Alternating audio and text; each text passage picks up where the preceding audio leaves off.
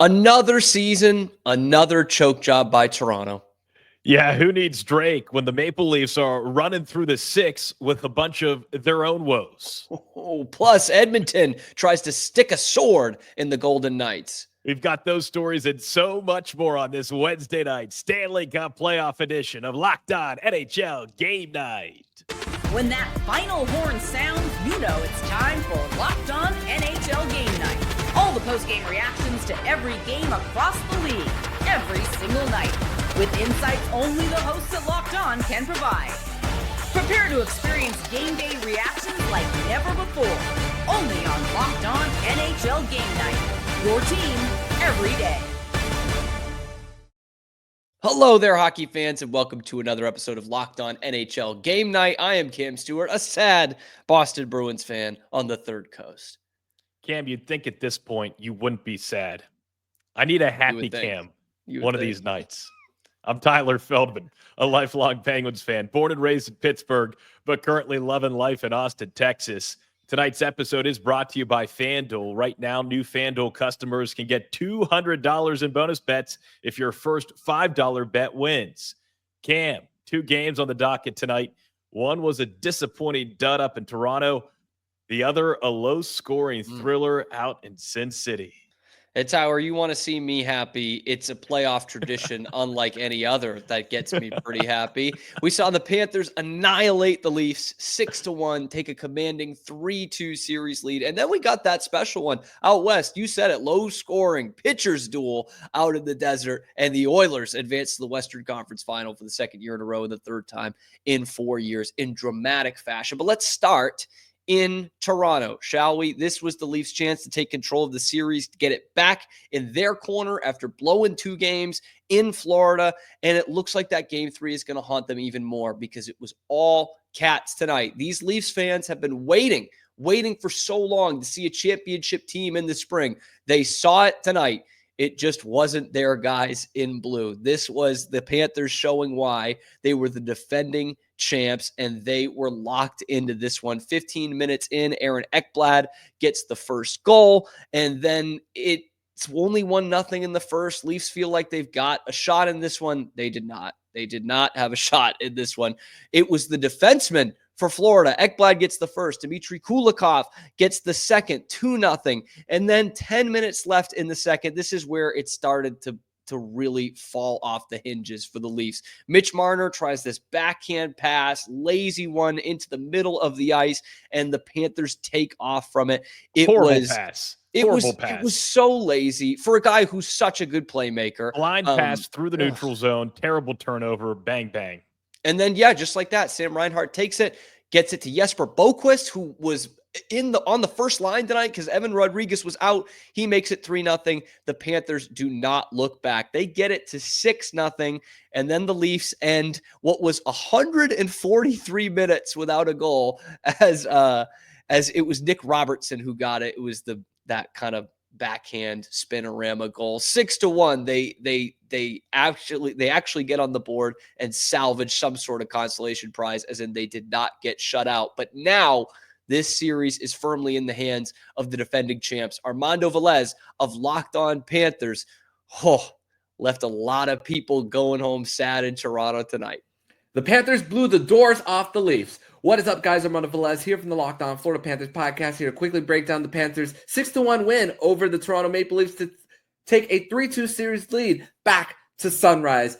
And the Panthers, after the first TV timeout, that's when the pace of play really started to go in the Panthers' favor. They take a 1-0 lead heading into the second period, and the Panthers, 3 second period goals. Panthers broke this one open, and they came into this game with a new top line, with Jesper Boquist coming into the mix due to Evan Rodriguez's injury, and it was the Panthers who was able to capitalize off Toronto, consistently having poor breakouts, and the Panthers keeping it in the zone and creating high danger chances on Joseph Woll, chased them after the 5th goal. The Panthers were also able to get multiple goals off of face-off draws as well. So the Panthers go into Sunrise in Game 6 with a chance to advance to the Eastern Conference Final. We'll break all this down on tomorrow's Locked On Florida Panthers podcast. Your team every day.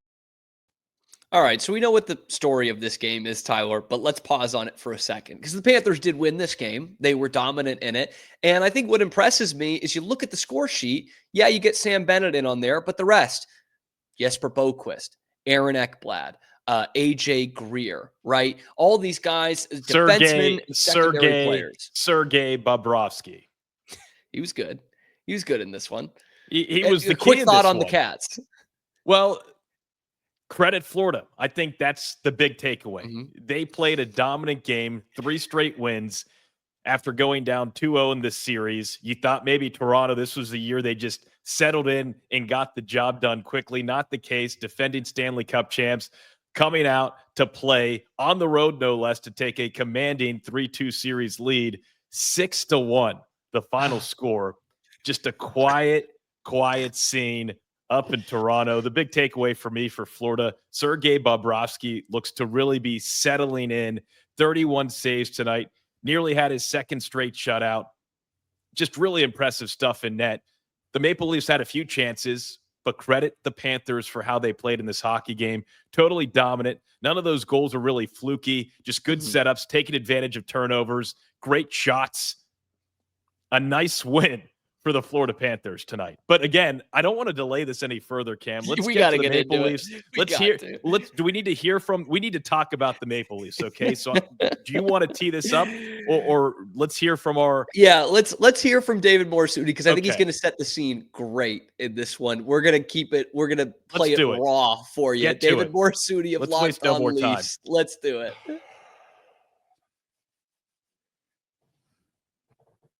Well, just when you thought the Toronto Maple Leafs couldn't hit a new low, they go and they do that. I'm David Morsuti from the Locked On Leafs podcast, and it was an embarrassing 6-1 loss to the Florida Panthers in Game 5 that have the Leafs now on the brink of elimination once again. And guess what? The script was just the same for these Leafs. The top players were not only invisible tonight, they were directly responsible for this debacle as they were outcompeted from start to finish by the Panthers. And guess what? Guess who scored? Nick Robson in his return to the lineup in the final moments of the game. And that looked like the only fight the Leafs had in this game. And guess what? Yeah, he prevented back-to-back shuts for Sergei Bobrovsky. But guess what? Bobrovsky was on his game, unlike most of the Leafs tonight. Mike DiStefano and myself will break down this debacle on the next edition of the Locked On Leafs podcast, part of the Locked On Podcast Network, your team every day. Cam, I finally understand how Stephen A. Smith feels after a Cowboys loss. Just laughing. It is comical at this point. The gift that keeps on giving. Every spring you will have, the sun will come back out, the flowers will be in bloom, and the Leafs will make you cackle at their attempts. It's so good, man. Cam, I need to go off on several notes that I have at it. Took down during this game. After practice Wednesday, John Tavares said, quote, "I think we just enjoy being at home," end quote. Do you? Do you after tonight? Do you? Head coach Craig Berube after this game, he said, quote, "It's sports. Things happen." Are you serious? That is what you're going to say after a 6-1 loss on your home ice with the chance to take a series lead? Embarrassing, unacceptable, lifeless, painful if you're a Leafs fan, humiliating if you're a Leafs fan. Cam, for me in this game, this loss for Toronto, it felt like if you were to accidentally sit on top of the 1,800-foot CN Tower in downtown Toronto. That pain that you would feel from sitting down on that tower is the pain I believe Toronto fans are feeling tonight after what they just witnessed. It is unacceptable. And hey, look, I root for Austin Matthews. I like to see the American guys play well, but this guy continues to be a disaster, an invisible ghost in the playoffs. 0 goals in 10 career playoff games now versus Florida, which is beyond underwhelming. It really just makes me sad. He was -2 tonight, had just 6 shots, and he now has 2 goals on 41 shots in these playoffs. So his scoring percentage is 4.8%. It's just not good enough. And then you have the undisciplined hockey, those bad turnovers. You have the clueless hockey, 30 more penalty minutes. Florida scoring 1 power play goal tonight. The Stars, a total disappearing act. We've been through this again and again. And then you add in the fact that the bottom 6, a big goose egg as well. That is a terrible combination. It just is. A bad combination. It was supposed to be different this year, Cam. It all lined up for it. It all lined up for it so far. 2-0 series lead. It was supposed to be different. And you know what? 2-goal leads in game 3 as well. It was much of the same. Top line of Marner, Matthews, and Nyes, -7 combined tonight. Matthews now, again, 2 goals in 11 games this postseason. I just want to correct myself. He has 3 goals in his last 21 career playoff games. It is just an ungodly stretch of terrible playoff hockey. You add in the netminder tonight, Joseph Woll, 5 goals on 25 shots. We actually got to see my guy come in off the bench, okay? So Matthew Murray, a disaster. Just 1 goal for Toronto over the last 118 minutes of hockey. That's 2 full games, almost 6 periods. You can't make this stuff up, Cam. A disaster. And now do we really think they're going to force a game 7? I will say this, to be a little bit optimistic about the Toronto Maple Leafs. And I know I've gone on this diatribe right now, but come on. 6-1 on your home ice. It's almost too good to be true, man. It is comical at this point. Man. Given what everything that I just said, optimistically speaking, the Toronto Maple Leafs have won their last 3 game 6s. There you go. You go. Whoa. Take that feather in your cap, Leafs fans. And they're playing in Sunrise, Florida, so maybe the sun will rise for Toronto. And I know that's bad, Cam. Oh, it's deep. But it is bad for Toronto. And that's where you got to dig at this point. Speaking of digging, let's dig into some of the numbers here. That vaunted Leafs power play, 2 for 18 in the series. Austin Matthews, this is the reaction if you're watching on YouTube to Austin Matthews, man. There are 17 players who have already been eliminated from the postseason who have more goals in this postseason than Austin Matthews has. Come on, man. Mitch Marner's going to get $15 million a year after this year. It might even be by the Bruins. But 1 shot on goal in the last 3 games. Where has he been? Oh, it's so good. On a night like this, I have to listen to Dangle after the game. I do it a couple times a year. This was too good, man. He said, I wouldn't take Marner back if he had a negative cap hit. He said it is the most embarrassing loss for this generation of Leafs, which is saying something because if you see on YouTube, the graphic we've got here, they've got plenty to choose from. Oh, we're going to talk about the Leafs later on in the show. Hey, Cam, can I add just 2 quick notes? I know we've gone heavy here on this first segment. 23 different players have scored in this series. Austin Matthews is not one of those 23 players. There was an Austin Matthews jersey thrown onto the ice at Scotiabank Arena tonight. That's how bad this has gotten. Now, flip side for Florida, I did want to mention this. They're the first team in 30-plus years to have 17 unique goal scorers through their first 10 playoff games. So, again, credit Florida, but total disaster, dumpster fire situation now for Toronto. All that being said, they still have a chance. They've got to win 2 straight. We've seen them do that before earlier in this series. At Florida, that's a championship team. In fact, both teams that were in the Stanley Cup final last year are still alive. One of them has already advanced to the conference finals. We'll take you out to Vegas where Edmonton got it done. That is coming up next on Locked On NHL Game Night. But first, a word from our friends over at FanDuel. The playoffs are in full swing, and every night delivers those highlight-worthy performances, major momentum shifts, can't miss moments, and all the opportunities to laugh at the Leafs. Whether it's a game-winning shot or a breakout player, there's never been a better time to get in on the action. FanDuel makes it easy to stay in the game before the game starts and during it. Player props, performance trends, same-game parlays. Fans have never had more ways to play smart and to win big. If you've got a read on who's heating up, why not back it up with that same-game parlay?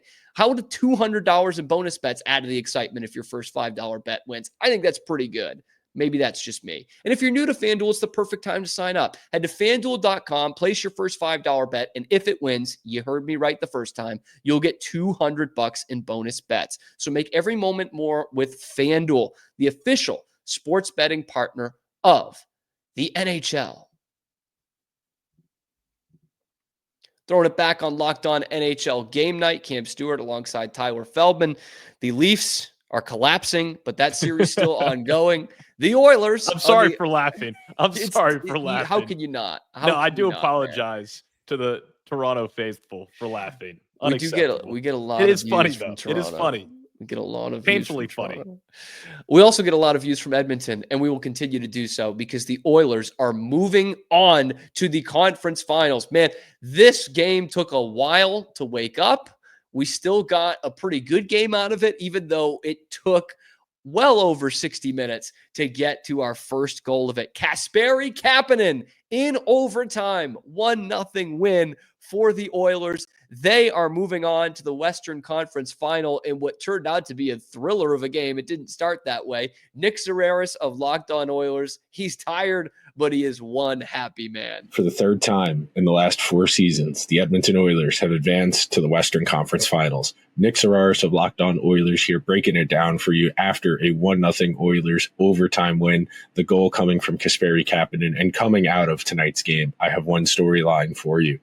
Chris Knobloch has the magic touch as coach of the Oilers. Over the last 2 seasons in the playoffs, he has seemingly always found the right player to push in the right situation. Last year, he benched Skinner against the Canucks. It worked out reasonably well then. They were able to come back from a 3-2 deficit in that series. This year, benching Skinner after the first 2 games against the Kings, rattling off the win streak with Pickard, going back to Skinner, and finding a way, in spite of Pickard being injured and going to Skinner and not having a ton of confidence in him, finding a way. Reinserting Kasperi Kapanen in the lineup for Victor Arvidsson, who is going to be on the team next year, signed a 2-year deal as a free agent last year on July 1st. And Kasperi Kapanen, who the Oilers claimed off of waivers back in the fall when they were dealing with injuries, is the one who scores the overtime game-winning goal. And he was riding shotgun with Vasily Podkolzin and Leon Draisaitl, who were the Oilers' best line in this game. Chris Knobloch dramatically altered his line combinations tonight in more of a defense-first approach, and it bore fruit. For everything you need to know ahead of the Edmonton Oilers trip to the Western Conference Finals, be sure to check out Locked On Oilers wherever you get your podcasts or over on YouTube. Big night for Chris Knobloch, and it's funny that some sad, cheap Original Six team is going to hire Jay Woodcroft in the next few days. Which one? We'll see. Also a big night for former Penguin Kasperi Kapanen. Hey, come on. I was waiting to say that. Love to see it. I also think it's important to note that what Knobloch did for the Oilers tonight is what Berube has failed to do for the Maple Leafs, and that's make adjustments. That's make tough decisions, change up some lines, and allow your team to figure it out. Kind of push your players into those situations, those mindsets. Craig Berube not getting that job done for Toronto. On the other hand, Chris Knobloch, getting that job done for the Oilers, and we saw that tonight. Stuart Skinner has been fantastic. That's really outside of the game-winning goal in overtime for Kasperi Kapanen, and how he ended up in Edmonton is pretty wild. Ended up in this game tonight, pretty wild. But again, Stuart Skinner, he was benched, and now he comes back, and he has 127 minutes straight of shutout hockey, which is really dang. Who had that coming? Mr. Skinner. Take a bow. Really impressive. He had 24 more saves tonight. Just crazy. And Edmonton, again, it's not always perfect, but they are battling and finding ways to win. I think on the flip side, though, Cam, a little bit disappointed in Vegas. The depth that they came in to the playoffs with, the heat that they came into the playoffs with, and they kind of just went down without much of a fight. You didn't really see a ton from the Golden Knights in this hockey game. Nothing really to show for it. And no Mark Stone tonight. They did have Flava Flav, but no Mark Stone tonight. And you had to wonder. Cool. You had Flava Flav, but you couldn't have enough time. Can I get a goals. Boy? You had a clock around your neck, but it wasn't pressuring you to put the puck in the back of the net. Okay, that's how I feel about that. The goaltending was boy. I gotta shout out Bob Wischusen, who has turned into the premier voice of NHL Stanley Cup playoff hockey. He is such a joy to listen to, but he referenced Flava Flav and said that same thing, and that guy gets it. Cam, you get it too. I'm just saying in real time, special. Pretty cool. But again, a little bit disappointed in the Knights. Yeah, and the thing with the Knights is like, which I didn't expect I didn't see it coming, and maybe I should have when looking back at the regular season stats. Nobody steps up for them offensively. They don't have, like, Eichel is still like a top tier playmaker. He's had his best season offensively. He's had a okay playoffs. I mean, pretty quiet. They have not been able to get anything going 5-on-5. This was a good game tonight. They had some good pressure at times, but like, you got to put the puck in the net. And they just haven't had that. They haven't had that. I will say, credit Adin Hill, the way he bounced back. Absolutely. Following a playoff loss, entering this game, Adin Hill, 7-3 with a .256 goals against average, a .91 save percentage, and 2 shutouts. He's now 7-4 following a loss, but he played his heart out. He gave the Golden Knights a chance to win this hockey game.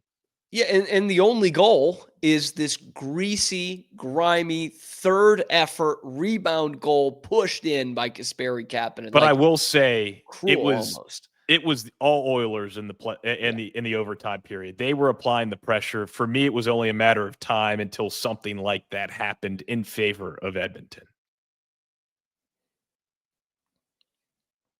Yeah. And hey, for the rest of the league, what you guys got to be scared about, McDavid has not had that game yet. Remember, he had a good game one against LA in that comeback. He had that great goal, the comeback that fell short. But McDavid has not had that backpack game yet. I would argue Draisaitl hasn't really had that either. So still on the ticket here. That's still coming to Edmonton, and they are now 4 wins away from going back to the Stanley Cup final. Playing. Dallas is looking in pretty good shape, but we will see over the coming days who they will be playing. In the East, we have nothing decided yet. And the big story is the Leafs. Can they get it back to a Game 7 in Toronto? We will talk about it next on Locked On NHL Game Night.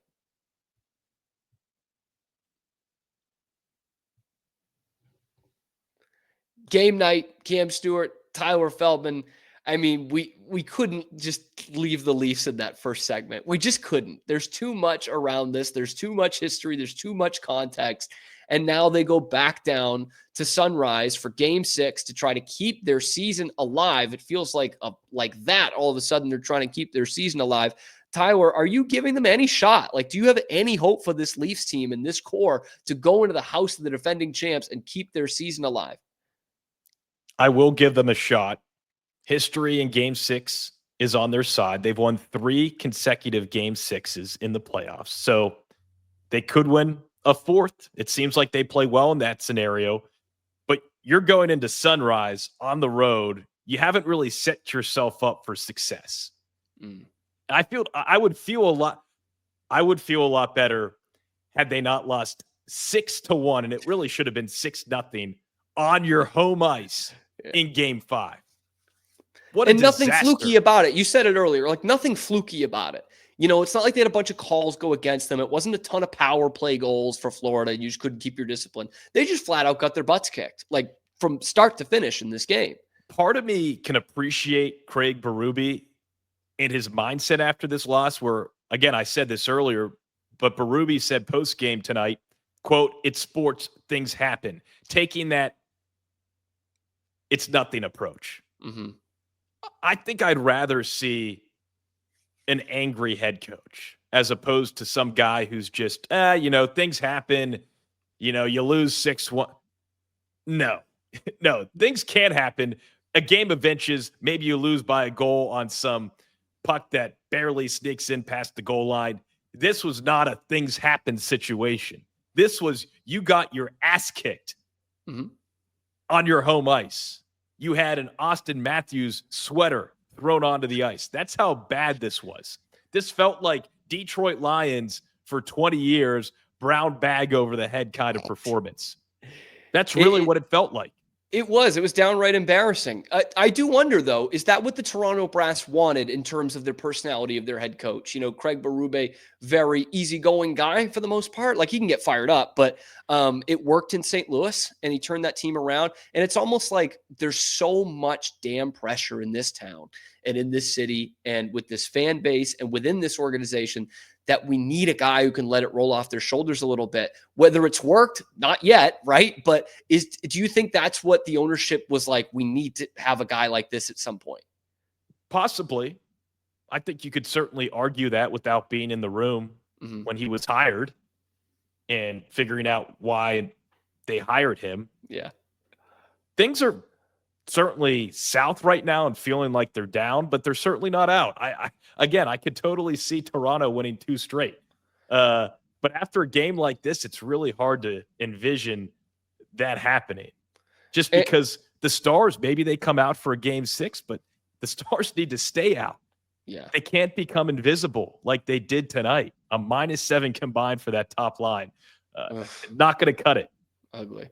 Especially when you have a physical team like Florida. Remember, you talked about on multiple shows here in the playoffs just how physical the Panthers are.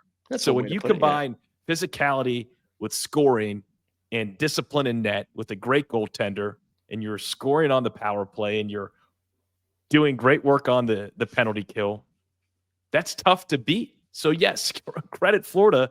It will be a tall mountain to climb for Toronto. And they only have themselves to look in the mirror and say, yeah, that's our fault.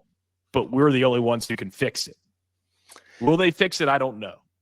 Yeah, and it feels like we're way past the time of saying this, like it's Groundhog Day and all this, but like it just still feels like at some point these guys are so talented and they're in their prime. Like, did you say Groundhog Day? It's happening again. Like, at some point, do they just get together and they say, you know what? Screw this. Screw everybody. Screw the history. Screw sports talk radio. Screw Steve Dangle. Like, we're just going to go out there and we're going to play hockey. We're going to win 2 hockey games here. Like, we're too talented. We're more talented than this team. We had them where we wanted them after 2 games. Let's just do that again. I know that's probably just wishful thinking on the part of the Leafs at that point because they've had so many opportunities to do that in the past. But they have to look at themselves and say, this locker room that we're looking at right now, it's not going to be here if we lose this series. This is finally going to get blown up. Like, there's no way the Leafs can run it back after this happening again. Everything lined up for them. They had the goaltender. I know Stolarz has been out. They had the goaltending. They made the right moves at the trade deadline to bolster that defense. They don't have the Bruins in their way. Maybe Stolarz is healthy.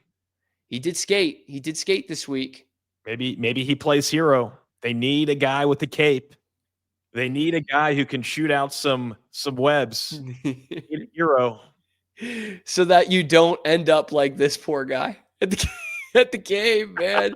That is just every Leafs fan. And you saw, I mean, it was a fire drill by the end of the second period. I mean, they couldn't get out of there fast enough. And it was funny with 66 seconds left in the game. You cut the lead to 6-1, and you thought for a second, Panama! Like they're blaring it. Like you thought for a second, here come the Leafs. Ooh, here we go. My girlfriend was watching it with me. She really likes watching hockey, but is still very new to sports. And she literally asked with like 8 minutes left. She was like, can they just end the game? Can Toronto just end the game? Like, shouldn't they just be resting up? Shouldn't they not want to get hurt? Nobody's come back from this, right? Go down on one knee, run out the clock. I was like, hey, good to hear. A shout out for the girlfriend. First time we've done multiple shows together. We're near 20 shows already. Finally get a shout out for the girlfriend. Congratulations. Hockey was the one sport I think I've gotten her turned on to. How about that? Wow, look at you, Cam, turning her on to hockey. With Leafs misery. I love it. Hopefully someday it's our team's doing well, but for now I will take the Leafs misery. Oh, so you've got you say you're giving them a shot here. You're giving last word on the night. But if I was putting money, if I was betting Florida, it will be high theater no matter what. I almost want it to go to 7 just to have that game 7 in Toronto. That would be just unbelievable theater for the Stanley Cup playoffs. Oh, man. And guess what?